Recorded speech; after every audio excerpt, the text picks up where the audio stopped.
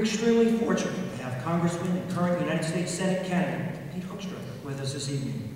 He represented Michigan's 2nd Congressional District in the United States Congress from 1993 to 2010. In the U.S. House, Representative Hoekstra served on committees including Education and Labor, Budget, and the Permanent Select Committee on Intelligence.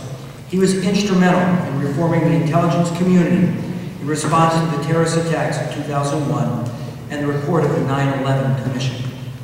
In his poem, The Names, commemorating the loss of lives 10 years ago, the poet Billy Collins wrote, "So many names, there is barely room on the walls of the heart."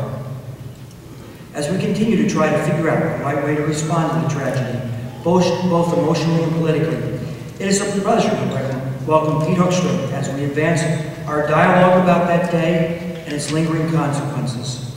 Like you, I look forward to his remarks, American Leadership, Redefined in a post-9/11 environment. Congressman Pete Hoekstra.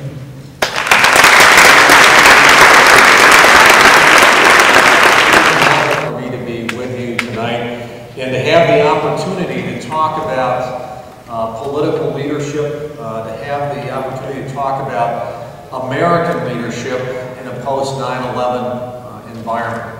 You know, much of my time, especially the last 10 years, were very much defined by what happened on 9/11. In honor of the people that died in 9/11, in honor of the people who have sacrificed for this nation, who have sacrificed for you and me over the last 10 years serving in Afghanistan, Iraq, and other places to keep us safe, for those troops that are going to be leaving this community within the next week.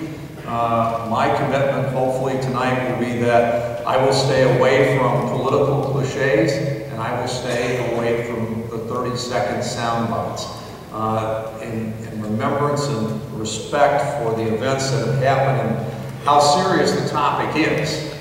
You know, I hope that the remarks that I have the opportunity to provide you tonight will provide at least a perspective on, you know, America post 9/11, and I hope that in the opportunity that we will have for questions, comments, and dialogue after my comments, we can have a mutual respect, recognizing that these are very, very hard issues, that they are important, that there is a broad diversity of opinions, and that as we go through this process, that we recognize that we can learn from each other and each other's perspectives as we all work towards the same common goal.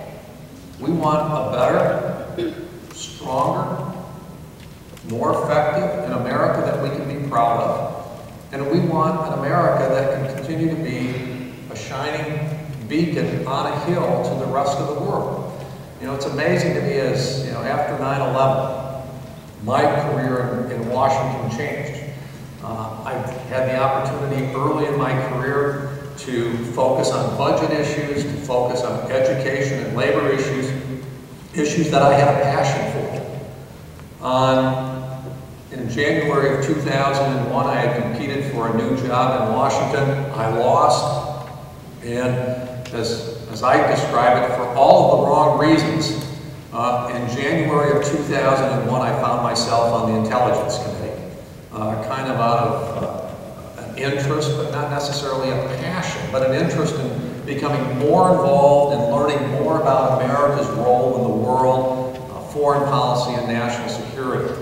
9 months later, as I'm sitting in my office, and my staff knocks on the door and says, "Hey Pete, turn on TV. I've got some constituents from West Michigan in my office, asparagus farmers. We're talking about the crisis that our asparagus farmers are facing in West Michigan because there are Peruvian imports coming in that are undercutting their market." We turn on TV and you see the first tower is smoking. I don't remember, you know, whether I saw the second plane come live into the second tower or what, but I know that shortly thereafter, I look out my window with my friends from West Michigan, and we look out the window. You look down in the street. They've evacuated the Capitol. The streets are full with people. They've been told to go home. I look out across the building, or that's across the street from my building, and what do we see? I see the plume of smoke that's coming up from the Pentagon. We start hearing the rumors about how many planes there may be and those kinds of things, and you know, you kind of sit there and say, wow, you know, exactly what's happening. Within 2 days, we're at the Pentagon for a memorial and to see what's going on, you know, to see the damage at the Pentagon. Within 7 to 8 days, while they're still looking for survivors at Ground Zero, I have the opportunity to visit Ground Zero, to take a boat up the Hudson, to come off the dock and walk down the streets and see the buildings that have chunks out of them, the windows blown out. Along the side of the streets, you've got the first responders, you've got the firemen, the policemen, the other first responders who are just kind of sitting there leaning against the wall with this a look on their face that I'm not sure that I've ever seen before or that I've ever seen since. It is a look of, you know, just a kind of a blank stare for these folks who have been working 24/7 for 7 to 8 days. And you wonder, what does this mean? What does this mean for America? What does this mean for our role in the world? You're looking at an America that in the 1990s, you know, was coming off the collapse of the former Soviet Union, the wall coming down, and it's an America that's riding high. We are the sole superpower in the world, unchallenged in the world. And you're looking at it and saying, wow, in one day, and you know, in a couple of hours, in some ways we are brought to our knees, and we've got to reconsider what the threat is. You know, how strong is it? Why do they hate us? Why do they attack us? And as we take a look at redefining American leadership, we haven't answered that question yet. We haven't answered exactly what America's new role is, because we've gone through a very, very difficult period of time as a nation answering those questions. Tonight, what I would like to, you know, as we talk about the political engagement project, I think it's a great project, because if there's something that we need in America, it is more political engagement. You know, in my time on the Intelligence Committee, I've had the opportunity to travel to 80 different countries. And it's like, you know, most of them, they are interesting places to go. But in most cases, I would not have gone there if I hadn't had the opportunity to go with American security, by being an official of the U.S. government. And so you go to Turkmenistan, you go to Uzbekistan, you go to Afghanistan, you go to Iraq, you go to Pakistan, you go to a lot of these different places. And when you go and you have the opportunity to meet with the leaders, and you know, as a side note, every once in a while, Parade Magazine, the supplement that comes out on Sunday morning, the little insert in the paper, in your Sunday paper, every once in a while, they'll have, on the cover, they'll have like 20 of the most dangerous or 20 of the worst people in the world. And you know, you kind of read it for interest. And one Sunday morning it came out and had the 20 worst people in the world. And I'm kind of looking through the pictures, and it's kind of like, oh, Musharraf, Pakistan. Hey, I met with that guy. Gaddafi. Oh, I met with him 3 times. Bashir Assad in Syria. I've met with him. Arafat. You know, in Palestinian territories. I've met with him. Karimov, Uzbekistan. At which point in time, you kind of look at it and say, what kind of job do I have anyway, where these are the people that I'm now engaged with and working with? But, you know, these are the people that we're trying to figure out America's role in the world, dealing with these kinds of individuals, and dealing with societies that look at these issues from a very, very different perspective than what America does. You know, we take a lot of things for granted. We have the opportunity in America to recognize that if we have an issue that has to go through the courts, by and large, Americans expect that the courts will give them a fair hearing.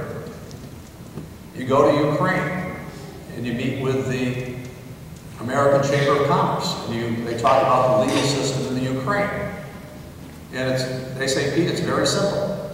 The legal system in the Ukraine is, if you're a Ukrainian company taking an American company to court, the law is very clear.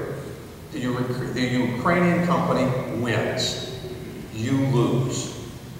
That's the rule of law in Ukraine. You go to a place in Nigeria, you go to other countries of the world, and you can't expect a fair hearing in the courts because the systems are corrupt.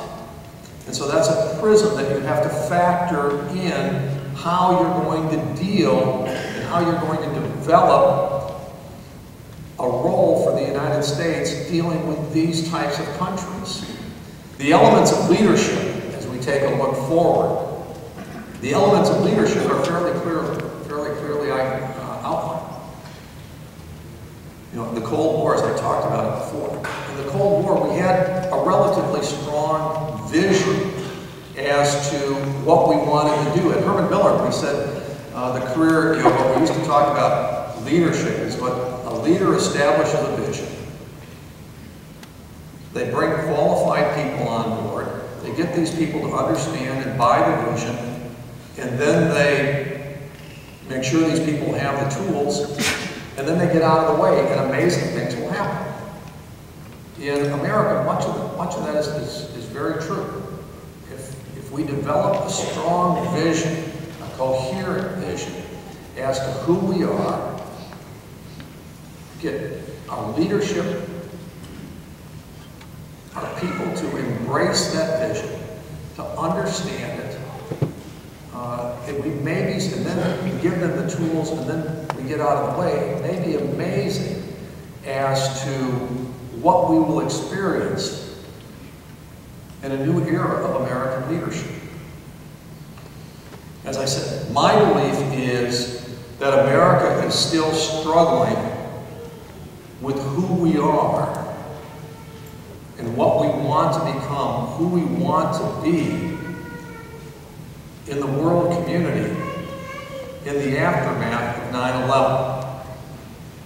Like I said, I don't want to make this partisan because I think under the Bush administration we struggled with this.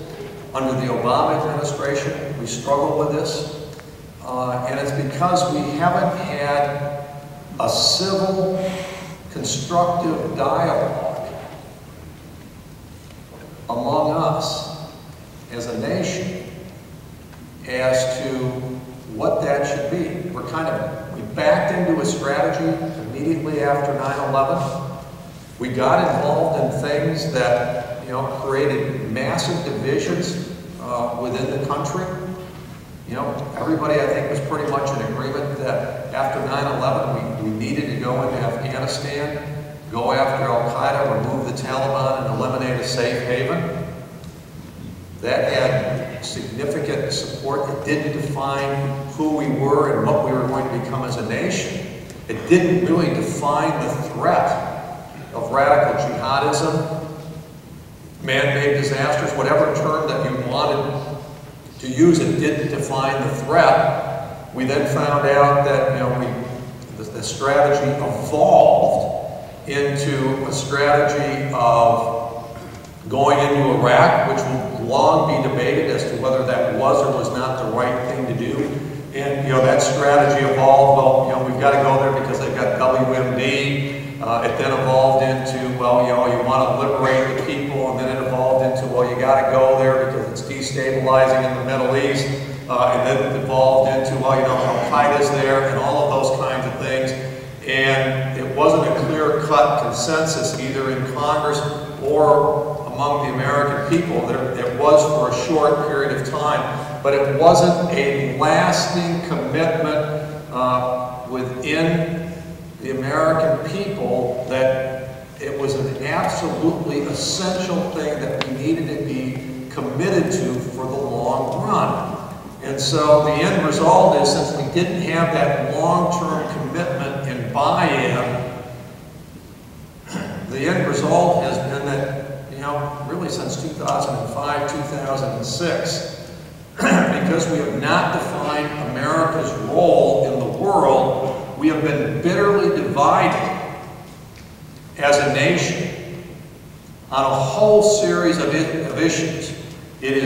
We've been divided on foreign policy, we have been divided on domestic policy, we have been divided on economic policy, and we end up, because we don't have a common vision of who we are, where we're going, and how we're going to get there, that we've had a dysfunctional discourse as to who we are and what we're doing, because we don't have a unifying understanding as to what we're going to be and what we're going to become as a nation.